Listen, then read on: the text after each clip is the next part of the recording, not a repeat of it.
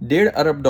یہ وہ رقم ہے جس کا پاکستان کو مالی نقصان پہنچا ہے صرف 2020 میں کلائمیٹ چینج یا ماحولیاتی تبدیلی کی وجہ سے۔ میں بھی ایک رپورٹ پڑھ رہا تھا جو کہ برطانیہ میں موجود ایک نان پروفٹ ادارے کرسچن ایڈ کی طرف سے ہر سال ریلیز کی جاتی ہے، جس میں ان تمام ملکوں کی لسٹ دی گئی ہے جن کو کلائمیٹ چینج کی وجہ سے 2020 میں بھاری نقصان اٹھانا پڑا اربوں ڈالر قیمت میں۔ میں آپ کو دکھاتا ہوں وہ لسٹ بھی۔ اس میں آسٹریلیا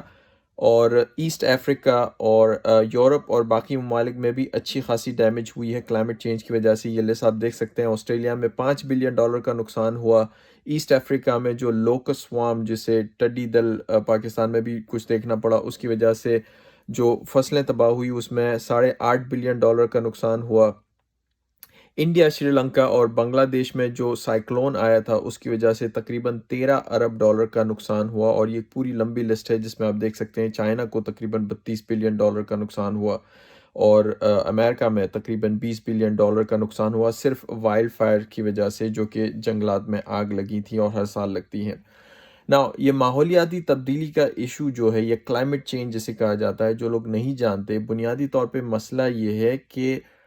سائنٹیفکلی یہ مانیٹر کیا جا رہا ہے ہر سال کہ زمین کا جو ٹیمپریچر ہے، زمین پہ جو گرمی ہے وہ ہر سال بڑھ رہی ہے، اور یہ بڑھنے کی وجہ یہ ہے کہ ماحول میں کاربن زیادہ آ رہا ہے۔ کاربن جو کیمیکل ہوتا ہے اس کی مقدار بڑھ رہی ہے، اور کاربن کی مقدار اس لیے بڑھ رہی ہے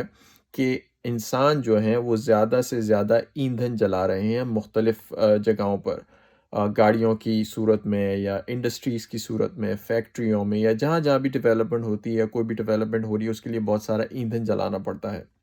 اور اس ایندھن جلانے کی وجہ سے ماحول میں کاربن بڑھ رہا ہے۔ یہ ماحولیاتی تبدیلی جو ہے وہ تاریخ میں پہلی مرتبہ نہیں آ رہی زمین پر۔ اس سے پہلے اگر ہزاروں سالوں کی جو تاریخ سائنٹیفک ڈیٹا سے اسٹڈی کی جاتی ہے اس میں پہلے بھی یہ تبدیلی آتی رہی ہے، لیکن اس وقت جو مسئلہ ہے، اس وقت کا جو کلائمیٹ چینج ہے، وہ دو وجوہات کی وجہ سے یونیک ہے۔ ایک تو یہ کہ یہ جو کاربن ایمیشن ماحول میں اس وقت ہو رہا ہے وہ ڈائریکٹلی انسانوں کی حرکتوں کی وجہ سے ہو رہا ہے۔ بیسیکلی ہم جو فاسل فیول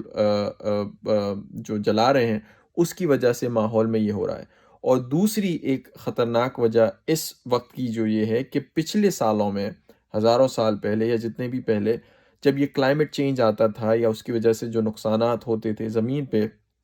اس وقت زمین پر انسانوں کی آبادی بہت کم تھی۔ اس وقت پلانٹ ارتھ پر، زمین پر تقریباً 7 ارب لوگ بستے ہیں، اور جب بھی اس قسم کے ماحولیاتی تبدیلی کی وجہ سے طوفان آتے ہیں یا جنگلات میں آگ لگتی ہے یا اور بہت سے مسائل پیدا ہوتے ہیں تو اب نقصان بھی زیادہ ہو رہا ہے۔ اور کسی بھی بڑے مسئلے کی طرح اس مسئلے میں بھی سب سے بڑا مسئلہ یہ ہے کہ جب یہ ڈیمیجز ہوتی ہیں تو سب سے زیادہ بل جو ہے غریب لوگوں کا پھٹتا ہے، میننگ یہ کہ سب سے زیادہ جانیں جو ہیں وہ غریب ممالک میں جا رہی ہیں۔ نقصان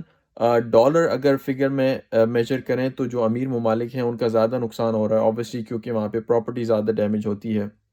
لیکن جہاں تک انسانی جانوں کی بات ہے، وہ نقصان جو ہے وہ غریب ممالک کا زیادہ ہو رہا ہے۔ آپ بنگلہ دیش میں، بھارت میں اور سری لنکا میں جو طوفان آئے اس میں کئی لوگوں کی جانیں گئی۔ صرف پاکستان میں اس رپورٹ کی بیس پر جو مونسون کی بارشیں ہوئی ہیں اس میں تقریباً 500 کے قریب افراد کی جانیں گئی ہیں صرف 2020 میں، اور مسئلہ یہ ہے کہ آنے والے دنوں میں یہ سچویشن اور مزید خراب ہونی ہے، کیونکہ جو چیزیں جو ٹرینڈ ہے، جو کاربن ایمیشن ہے یا ماحول میں جو گرمی بڑھ رہی ہے وہ بہتر نہیں ہو رہی۔ انفارچونیٹ سچویشن ہے آبویسلی، لیکن اس ساری سچویشن میں اچھی بات یہ ہے سائنٹسٹ کی نظر میں، وہ یہ کہ وی نو دا پرابلم۔ انسانوں کو، پوری دنیا کو پتہ ہے کہ یہ پرابلم کیوں بڑھ رہی ہے، اور اس کا سلوشن بھی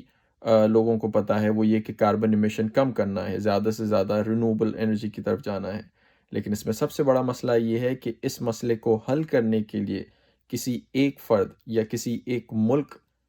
کا ایکشن لینا کافی نہیں ہے۔ یہ ایک گلوبل مسئلہ ہے، اور اس مسئلے کو حل کرنے کے لیے پوری دنیا کے تمام ممالک کو ایک پیج پر ہونا ضروری ہے۔